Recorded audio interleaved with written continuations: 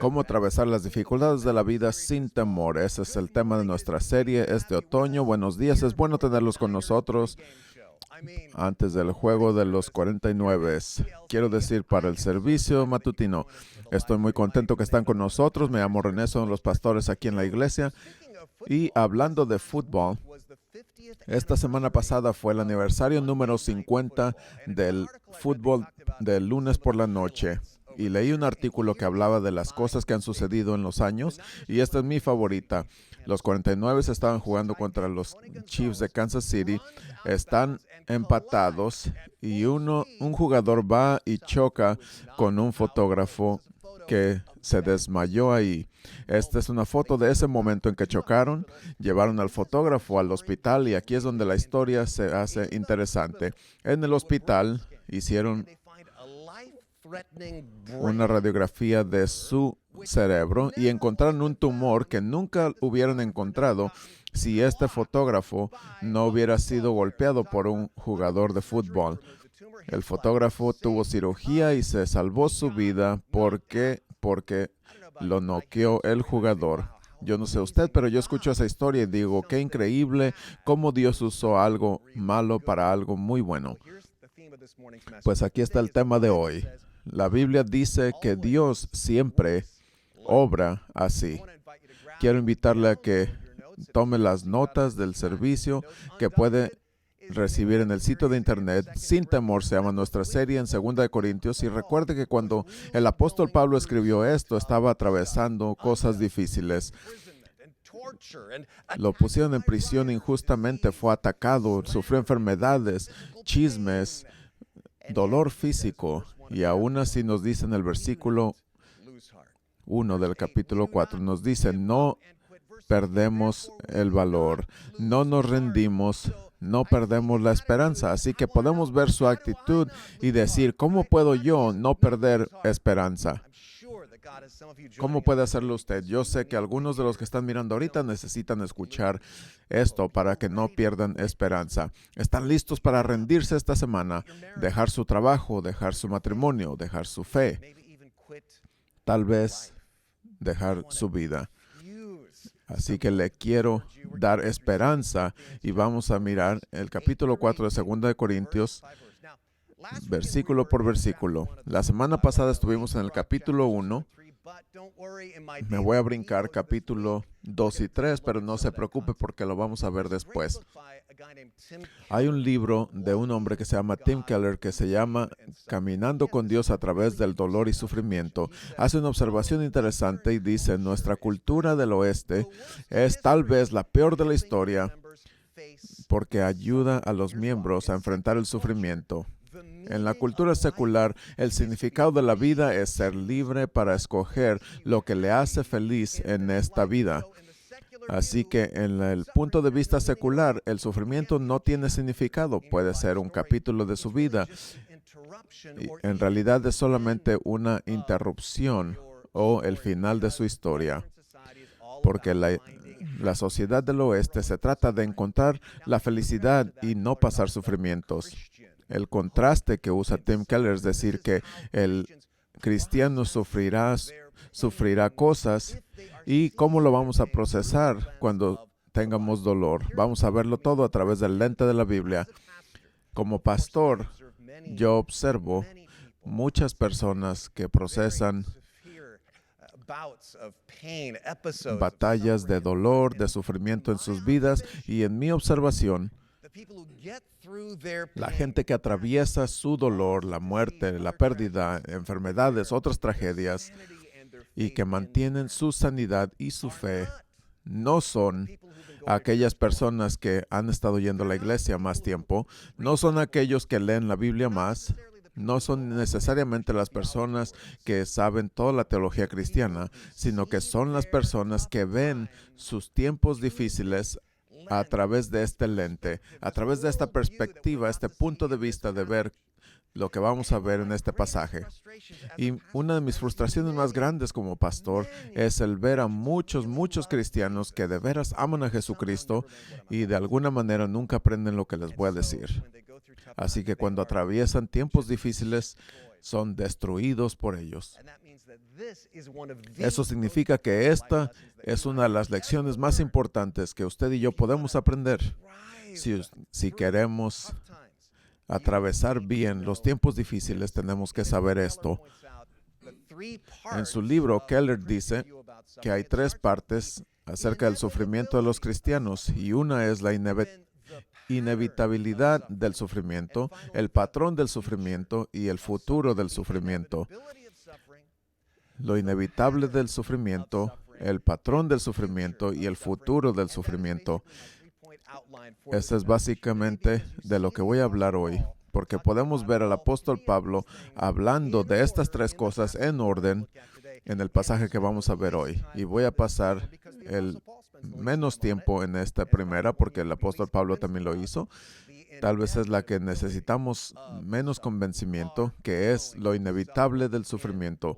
Todos vamos a sufrir en la vida. A través de este pasaje, Pablo dice, por fuera nos estamos decayendo y lo que se ve es temporal.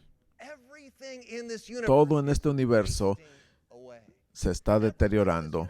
Todo en este universo es temporal. Todo lo que podemos ver, todas nuestras cosas, todas nuestras posesiones, nuestra salud, lo atractivo que somos, la gente que amamos, sus habilidades, su memoria. Y si usted es un ejemplo de esto, quiero que ponga amén en los comentarios. Estaba pensando mucho después de haber visitado Camp Hammer de cómo los incendios destruyeron ese lugar, porque hizo que esto me llegara más que antes. Todo lo que vemos es, como dijo Pablo, absolutamente temporal. Y eso significa que la pérdida y el dolor van a ser compañeros familiares que vamos a tener, porque vamos a ser golpeados por los jugadores de fútbol metafóricos. Y Pablo dice, somos presionados por todos lados. Las presiones llegarán de todas partes, pero no somos aplastados, confundidos, pero no desilusionados, perseguidos, pero no abandonados, golpeados, pero no destruidos.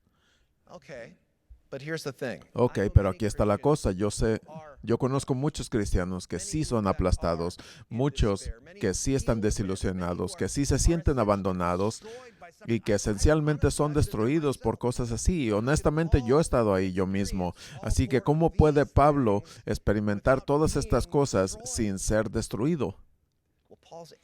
Pues la respuesta de Pablo se encuentra en el siguiente punto. Y escuche cuidadosamente, porque yo sinceramente creo que esto es posiblemente la cosa que menos se estudia en el Nuevo Testamento. La manera de pensar de los cristianos. Y esto es algo tan grande que debería estar en el centro de lo que hizo que el apóstol Pablo pensara en ello. Es el patrón del sufrimiento. Pablo mira un patrón en la forma en que Dios siempre obra. Siempre es esto: crucifixión a resurrección, muerte a vida, malo a bueno. Diferentes maneras de decir lo mismo. Esta es la manera, este es el patrón en el cual Dios siempre obra. Sí, vamos a ser golpeados por aquel jugador de fútbol metafórico, pero significa que el tumor será descubierto. Dios siempre obrará algo bueno de lo malo. Mire cómo dice esto Pablo una y otra vez. En el versículo 10 nos dice, siempre llevamos en nuestros cuerpos la muerte de Jesucristo para que la vida de Jesucristo también pueda ser revelada en nuestro cuerpo. Vamos a pensar en la muerte de Jesucristo por un segundo. La crucifixión de Jesucristo en la cruz. Jesucristo sufrió injustamente, dolorosamente, horriblemente. La cruz en esos días era un símbolo de la crueldad romana, de su poder, de su opresión, y dentro de una generación de esto, la cruz se hizo un símbolo de esperanza para toda la gente del mundo. ¿Por qué? Porque cuando los creyentes miraban a la cruz, comenzaban a mirar una señal de esperanza, de amor. ¿Qué cambió? Pues sabemos que Jesucristo sufrió ahí por nosotros, pagó la penalidad de nuestros pecados en la cruz. Así que tiene significado profundo. Sabemos que también fue levantado de entre los muertos y sabemos que no es el final de la historia. Así que la cruz nos da esperanza increíble, y lo que está diciendo Pablo es que cuando ponemos nuestra fe en Jesucristo, de alguna manera, ese mismo patrón, crucifixión a resurrección, su historia se convierte en algo que está tejido en nuestra historia también. Y Dios usa ese mismo patrón una y otra vez en su vida. Habrá algún tiempo en que todo parecerá que no tiene esperanza. Es tiempo de crucifixión, pero Dios promete que habrá una resurrección. Ambos literalmente y metafóricamente. Pablo nos dice en el siguiente versículo, porque aquellos que estamos vivos siempre estamos siendo dados a la muerte por Jesucristo. Ahí pueden mirar vida a muerte a vida, para que la vida también sea revelada en nuestro cuerpo mortal. Así que la muerte está obrando en nosotros, pero la vida está obrando en usted. No es algo metafórico que cuando pasamos algo difícil en la vida, Dios hace algo bueno. Significa que la resurrección seguirá nuestra muerte. Dijo Pablo, está escrito, yo creí, por eso hablé. Ya que tenemos el mismo espíritu de fe, también creemos y por eso hablamos.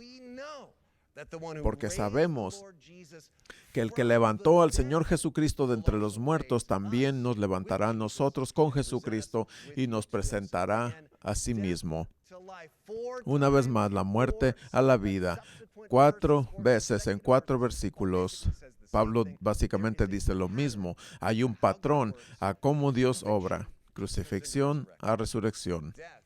Muerte a vida. Cosas malas, las cosas muy malas, Dios las obra para que sean cosas muy buenas. Tal vez usted dice, ok, eso es bueno y poético, pero ¿cómo funciona eso en la vida cuando algo en realidad es muy malo? Déjeme decirle una historia de un hombre que yo considero ser un apóstol Pablo moderno.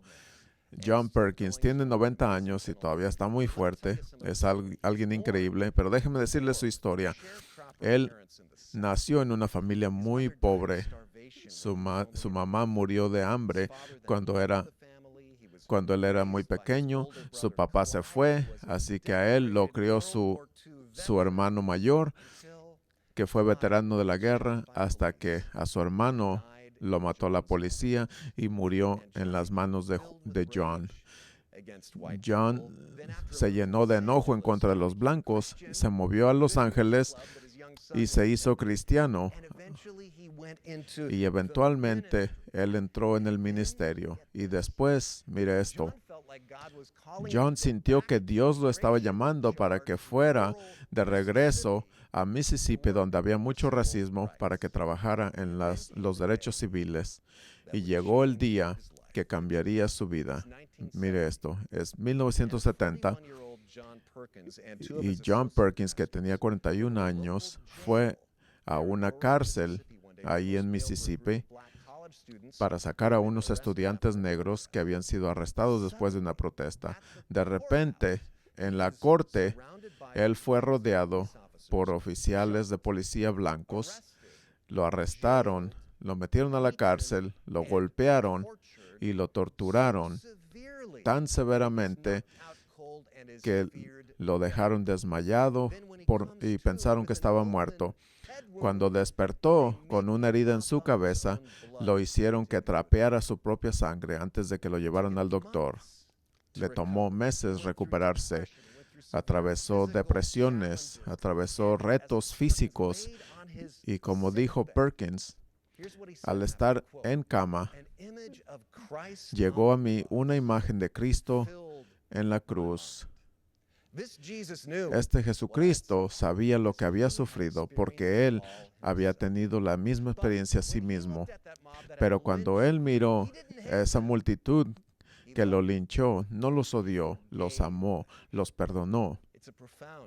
Es algo profundo, es una verdad misteriosa.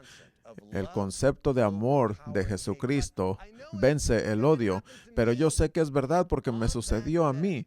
Y en esa cama, lleno de heridas, Dios hizo que esto se hiciera realidad en mí. Él lavó mi odio y lo reemplazó con amor por los blancos ahí en Mississippi. Y su ministerio comenzó a predicar. Y la hermosura del Evangelio, hablada a través de este hombre,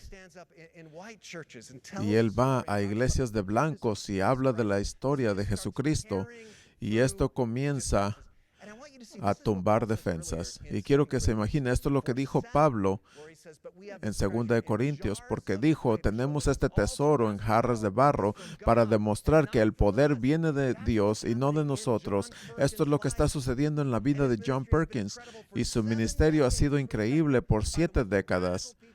Es respetado por la gente más radical y más conservadora, porque tiene mucha credibilidad.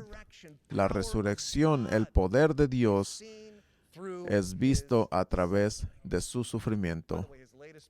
Por cierto, su último libro, que se llama One Blood, lo recomiendo mucho.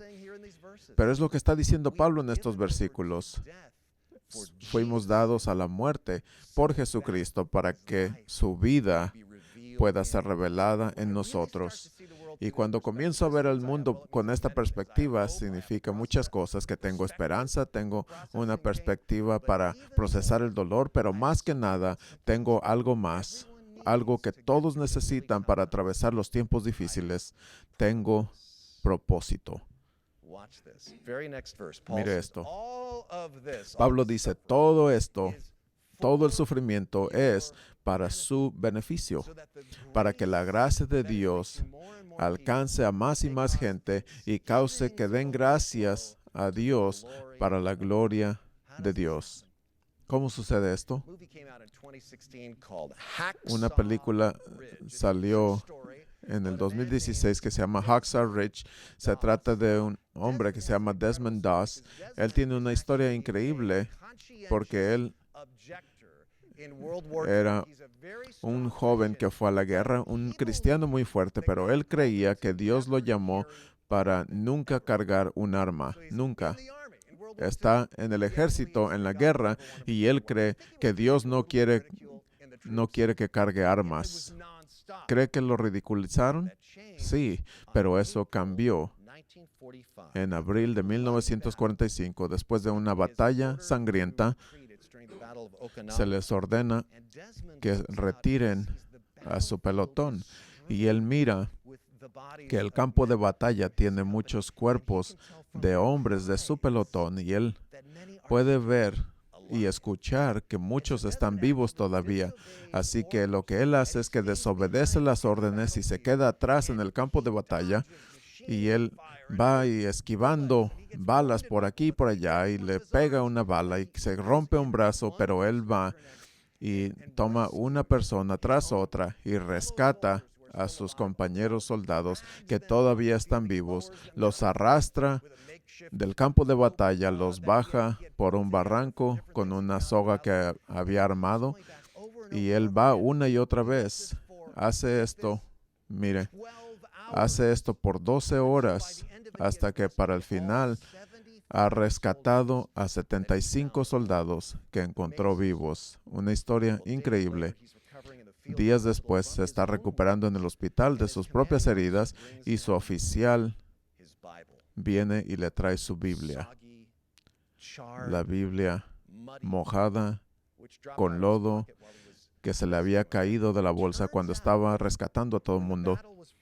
Resulta que cuando terminó la batalla, cada persona de su grupo, los mismos que lo habían ridiculizado por su fe, insistieron en buscar su Biblia hasta que fuera encontrada. No solamente estaban dispuestos a escucharlo, sino que están muy interesados. Están hipnotizados porque quieren escuchar de Jesucristo, y Él les dice, lo mismo que hizo por mí, Dios lo puede hacer por ti. Él vino a nosotros cuando estábamos muertos. Él fue herido para encontrarnos, para rescatarnos y para traernos a la vida.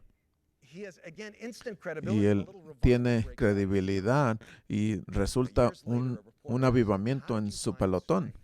Le preguntaron, ¿cómo encontraste fuerza para seguir? Y dijo, cada vez que bajaba a un hombre por el barranco, oraba, Señor, uno más. Pero puede ver, él pudo aguantar las balas, los huesos quebrados, porque sabía que era para su beneficio.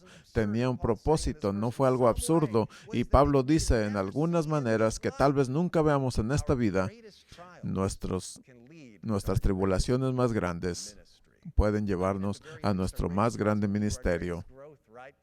Nuestras tribulaciones nos pueden llevar a mucho crecimiento.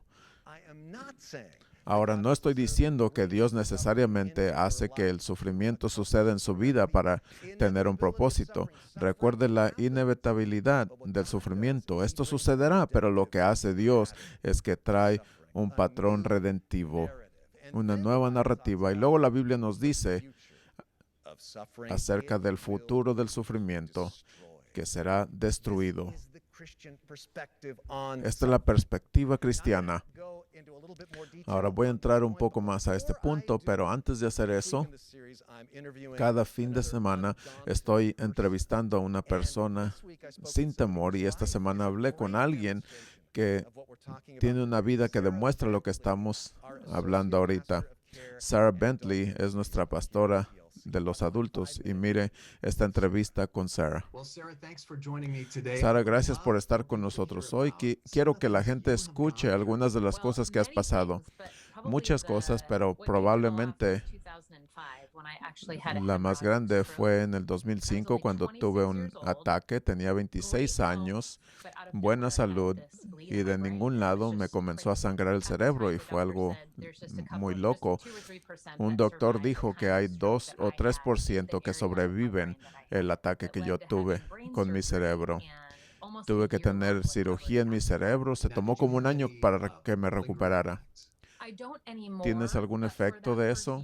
Ya no, pero por el primer año sí, donde tenían que entrar a mi cerebro para quitar la hemorragia. Cortó mi memoria a corto plazo, y lo que sucedía era que no podía recordar cosas a corto plazo por el primer año. ¿Cómo trataste con eso? Es una buena pregunta. A veces sé mejor que otras veces.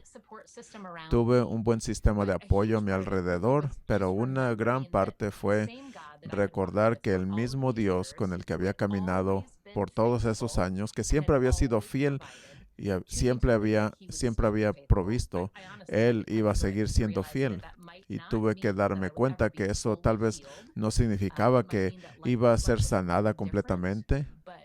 Tal vez mi vida sería diferente, pero elegí confiar en que de alguna manera Él iba a hacer que algo bueno resultara. Luego te mejoraste, pero no fue el final de tus problemas.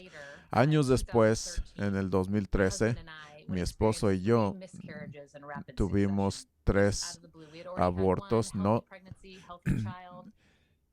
teníamos un embarazo sano, y los doctores no podían explicar por qué estaba perdiendo a los bebés. Tuvimos a otro niño, pero 2 semanas antes mi papá murió de cáncer. Y ese fue otro tiempo en el cual no solamente estaba lamentando la muerte de mi papá, pero estaba preguntando por qué ahorita, por qué antes de que nazca mi hijo. Aún ese no fue el final de tus batallas. Después de eso, y recientemente, el año pasado, descubrimos que tengo epilepsia, y es algo que se puede manejar con medicina, pero ha sido una vez más otra oportunidad para decir, ok, no es mi plan, Señor, pero ¿cómo vas a redimirlo? ¿Y qué tienes para mí en esto? No solamente personalmente, pero ¿cómo puedo usar esta tragedia para hacer una bendición? ¿Cómo has visto que tu fe te ayuda con esto? ¿Y cómo se intersecta con algunas de las cosas que hemos estado viendo? Yo pienso que una cosa muy grande para mí es la necesidad como cristianos de ver la imagen grande. Lo que vemos ahorita es algo muy temporal. Nuestra vida en esta tierra es muy corta comparada con la eternidad, y lo mejor todavía viene. Así que mientras estamos viviendo en esta quebrantadura, cuando vemos que nuestros cuerpos se deterioran o las cosas se derrumban y no salen como pensamos, es un ejercicio de fe el creer que hay algo mejor para nosotros en la eternidad, que será mucho mejor de lo que tenemos aquí. Y aún ahorita Dios está usando esta tragedia para hacer algo hermoso en nuestras vidas. ¿Cómo has visto que Dios usa tus sufrimientos en tu ministerio? Tú tienes entrenamiento como capellana de hospital. Yo creo que ni siquiera hubiera pensado hacer esto si no hubiera pasado las cosas que pasé, porque antes de eso la vida había sido muy buena para mí por la mayor parte, así que no podía relacionarme con alguien que estaba sufriendo, pero una vez que tú has pasado algo difícil, tienes algo para decirle a alguien que está sufriendo y puedes encontrarte con ellos. ¿Qué palabras tienes para alguien que está sufriendo ahorita? Lo más grande, número uno, es que la presencia de Jesucristo siempre está contigo, nunca estás solo. Y recuerda que servimos a un Dios que nos ama y es un Dios de redención en todos niveles. Y una de las cosas que Él quiere redimir es el sufrimiento. Él dice, yo puedo usar eso no solamente para edificarte a ti, pero para hacer bendición para otra gente. Y una vez más es por lo que estoy haciendo lo que hago ahora. Es parte de la redención de Dios en mi vida, usando mi propio dolor para amar a otros que tienen dolor y darles esperanza. Qué gran ejemplo de lo que estamos hablando este fin de semana. Dios tiene redención en todos niveles. Esto le dará esperanza porque Dios redimirá su dolor y últimamente Él restaurará esta tierra a su gloria como en el Edén y cambiará el sufrimiento. Esto es lo que nos dice Pablo en el siguiente versículo, porque nuestros problemas momentarios están logrando para nosotros una gloria eterna que los sobrepasará a todos. Ahora, ¿qué quiere decir que están logrando algo para nosotros? No nos ganamos la entrada al cielo con nuestro sufrimiento, nuestras obras. Usted va al cielo por la gracia de Dios. Pero lo que esto implica es que Dios hará que algo bueno resulte de nuestro sufrimiento. De alguna manera, Dios hará que esto sea corregido, particularmente si sufre por Jesucristo. Ahora aquí está un vistazo a lo que vamos a ver la próxima semana, pero el punto de vista bíblico de la vida después de aquí de la tierra es algo muy diferente a lo que pensamos. Pensamos que nos vamos al cielo y flotamos en nubes y vamos a tocar arpas, como esta caricatura que dice extraño el estrés. La Biblia nos enseña que hay resurrección y restauración, que un día Dios restaura el mundo a su gloria original y estaremos ahí para siempre en nuestros cuerpos resucitados y el sufrimiento será eliminado. Como dice la Biblia, la muerte será tragada por la victoria. Así que hemos estado viendo esta manera de ver las cosas como cristianos. Hay un libro que referencié temprano y dice, había tres maneras de mirar el sufrimiento y vemos las tres cosas hoy con nombres diferentes. Los estoicos dicen, tenemos que aceptar el sufrimiento porque va a suceder, acéptalo. Los epicureanos dicen, evitemos el sufrimiento porque la vida se trata de ser felices.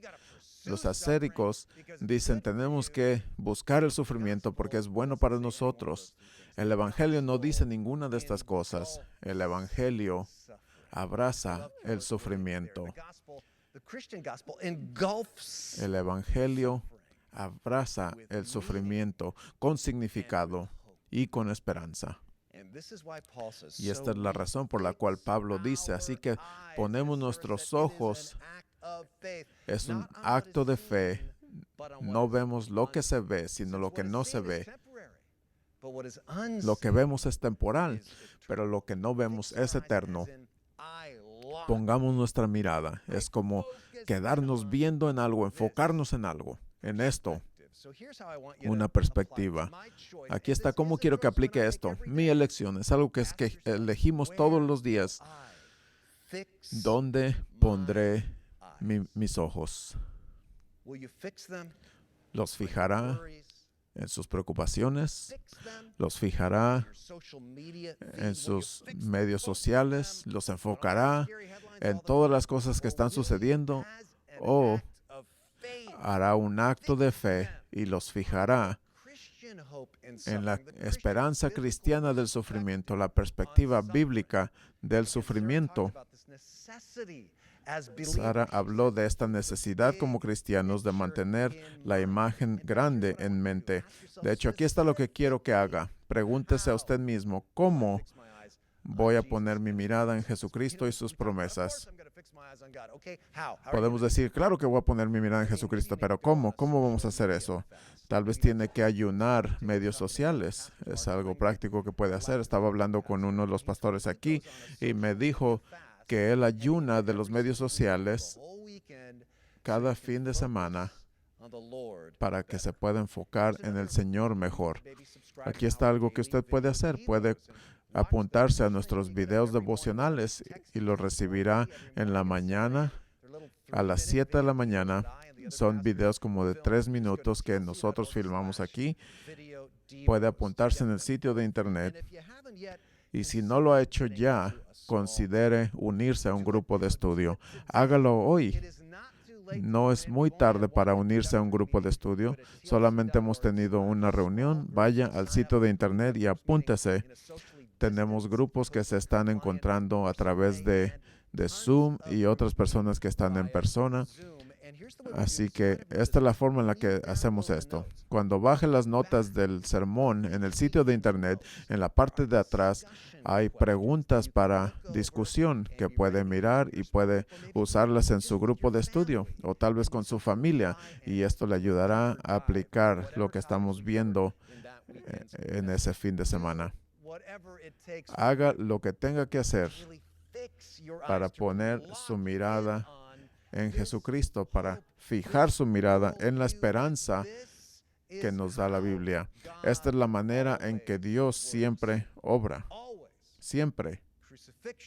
Crucifixión a resurrección. Muerte a vida. Cosas malas a buenas. Esa es la manera en que encontramos esperanza. Tal vez usted dice, esto es algo muy difícil, porque todo está muy malo ahorita. ¿Cómo puedo tener esperanza? Comencé el sermón hablando de fútbol y de cómo celebraron su aniversario 50. Pero otra historia memorable que dijeron fue de un juego en contra de los Broncos de Denver, que todavía los fans de los Raiders les gusta recordar, porque estaban 24-0. Y eso de alguna manera estaba sucediendo. Es algo muy raro. Un marcador así tan diferente, pero estaban siendo aplastados. No tenían esperanza. El resultado final, los Broncos 27, los Raiders 30. ¿Qué le dice eso? Una de las estadísticas más significantes en los deportes es el medio tiempo. Y eso es lo que es el punto de vista de los cristianos en la vida. A veces se mira que no hay esperanza a medio tiempo, pero no se ha terminado el juego. Así que no pierda esperanza. Hay victoria, hay resurrección enfrente. Así que puede seguir sin temor. Vamos a orar. Gracias, Señor, que aunque el mal está en este mundo, tu poder nos restaurará a la gloria, y hasta ese día redimirás todo nuestro sufrimiento y restaurarás nuestro gozo. Te pedimos que nos ayudes a poner nuestra mirada en esa verdad, en ese patrón, en esa perspectiva cristiana, para que aún las cosas peores que nos suceden nos hagan un poco más como tu Hijo Jesucristo. En el nombre de quien oramos. Amén.